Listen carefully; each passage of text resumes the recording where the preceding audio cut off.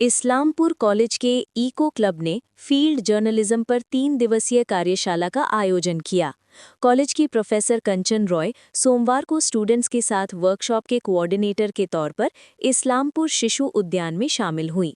वहां इस्लामपुर शहर के 2 सीनियर जर्नलिस्ट तपन कुमार बिस्वास और मेहदी हिदायतुल्लाह ने जर्नलिज्म की बेसिक बातें बताईं।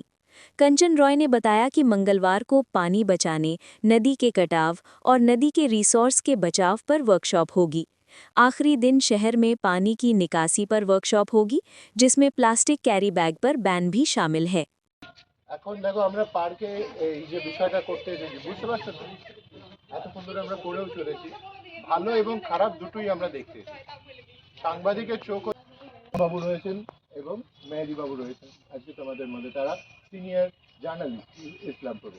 আমরা এইভাবেই ইকো মিডিয়ার যে কর্মসূচি ভবিষ্যতে আমরা চাইবো যে এইরকম সিনিয়র সাংবাদিক যারা রয়েছেন লোকাল, তারা এসে তোমাদেরকে হাতে কলমে প্র্যাকটিক্যাল গাইড করুন এবং তোমাদের ভিতর থেকে ভালো জার্নালিস্ট। স্যার আপনারা বলুন কিছু, আপনাদের কেমন লাগছে?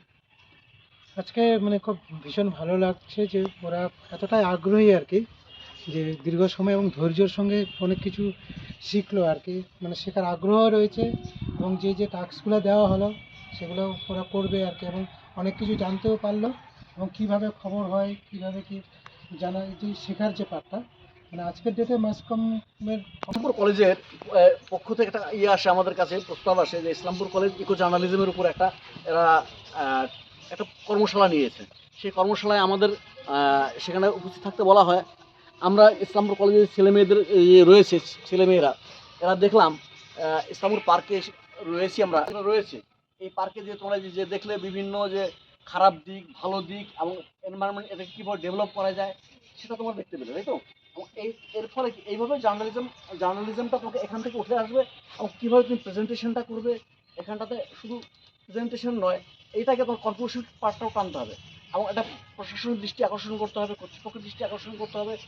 যারা তোমার এখানকার বিভিন্ন রাজনৈতিক দলের যে একটা খবর উঠে আসবে, সেই খবরের মধ্য দিয়ে তোমরা সবার দৃষ্টি আকর্ষণটা করতে পারবে। কি দেখলো আর কি পার্কে এবং ছাত্রছাত্রীদেরকে নিয়ে যদি একটু বলেন। প্রথম কথা হচ্ছে যে আমাদের কলেজে কেন্দ্রীয় সরকার এবং তার উচ্চশিক্ষা দপ্তর আর অন্যদিকে রাজ্য সরকারের পলিউশন কন্ট্রোল বোর্ড, এদের একটা যুগ্ম প্রচেষ্টায় ইকো ক্লাব ফরমেশন হয়েছে।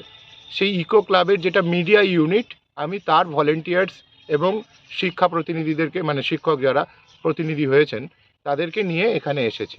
আমরা সারা বছর ধরে ইসলামপুরে ভবিষ্যতে কাজ করব এবং আমাদের একটা অফিসিয়াল স্ট্রাকচার তৈরি হয়েছে। আমরা আমাদের এই ইউনিটটার নাম দিয়েছি গ্রিন কিনক্স।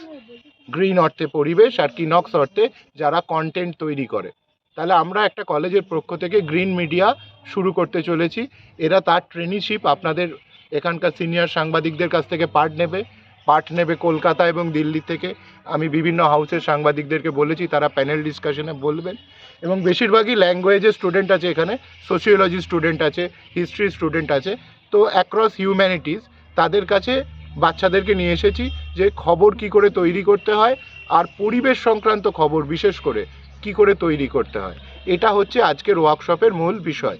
এরপরে আমরা আজ কাল পরশু 3 দিন এই ওয়ার্কশপ করব, 19 থেকে 21 তারিখ অবধি।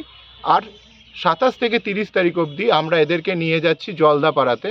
সেখানে ইকো ক্রিয়েটিভিটি ক্যাম্প আমরা করব। ইকো ক্রিয়েটিভিটি অর্থাৎ আমরা ইকো মিডিয়ার দুটো হাফ করেছি, একটা ইকো জার্নালিজম আর একটা ইকো ক্রিয়েটিভিটি। জার্নালিজমের থ্রু দিয়ে আমরা মানুষের কাছে প্রমোট করতে চাইছি বিভিন্ন মেসেজগুলো, বিভিন্ন ইনফরমেশনগুলো যেগুলো তাদের জানা দরকার পরিবেশকে রক্ষা করার জন্য। আমাদের লাইভ মিশন, তার 7খানা এজেন্ডা আছে, সেটা আমি আপনাদেরকে শেয়ার করে দেবো, যেটা কেন্দ্রীয় সরকার এবং pollution control board West Bengal আমাদেরকে প্রমোট করতে বলেছেন। আমরা সেইটার উপরে কাজ করছি, সেটা আমি আপনাদেরকে শেয়ার করে দেবো। আর দ্বিতীয় জিনিস, ছাত্রছাত্রীরা কতখানি উপকৃত হবে এটার ফলে? জাস্ট 1 মিনিট, এটা শেষ করিনি। দ্বিতীয় জিনিসটা হচ্ছে যে আমরা ওদেরকে ইকো ক্রিয়েটিভিটির দিকটাতে নিয়ে যাচ্ছি এইভাবে যে ওখানে ধরুন creative content, fictional content, poetic content, rap, music making, whatever, যেগুলো আজকে সোশ্যাল মিডিয়ায় কন্টেন্ট চলছে এবং যে কন্টেন্টগুলো দিয়ে মানুষ আর্ন করতে পারছে। যেখানে চারিদিকে করোনার পরবর্তী সময়ে এবং এআই এর ইনভেনশনে জবের স্কোপ খুব কমে আসছে, সেখানে আমরা ছাত্রছাত্রীদেরকে চাইছি যে তারা নিজেদেরকে গ্রো করুক, নিজেদেরকে এক্সপ্রেস করুক, নিজেদেরকে তুলে ধরুক, তাদের ভিতরকার এক্স ফ্যাক্টরগুলো তাদের ক্যাশ ইন করার সুযোগ যাতে তারা পেতে পারে, প্রফেশনালি তারা নিজেদের ট্যালেন্টকে যাতে শোকেস করতে পারে। এই জন্যই আমাদের আজকের এই ওয়ার্কশপ। ওদের কেমন লাগলো একটু আপনি ওদের থেকেই। আপনার নাম? আমার নাম কাঞ্চন রায়, আমি ইংরেজি বিভাগ ইসলামপুর কলেজে রয়েছি অধ্যাপক। আমার সঙ্গে রয়েছেন অধ্যাপক আবু তাহের। ছিল আজকে যদি একটু বলেন, আপনারা দুজনই বরিষ্ঠ সাংবাদিক, কি বলবেন এবং কি বিষয় ইসলামপুর মহাবিদ্যালয় থেকে কেন এসেছিলেন বা কি বিষয়? ইসলামপুর কলেজ থেকে একটা আমাদের প্রপোজাল দেওয়া হয় ইকো জার্নালিজমের উপর ছেলে মেয়েদের হাতে কলমে সাংবাদিকতা শেখানো। সেই উদ্দেশ্যে আমরা ইসলামপুর পার্কে ছেলে মেয়েদেরকে নিয়ে এসেছি, কলেজ কর্তৃপক্ষ নিয়ে এসেছেন।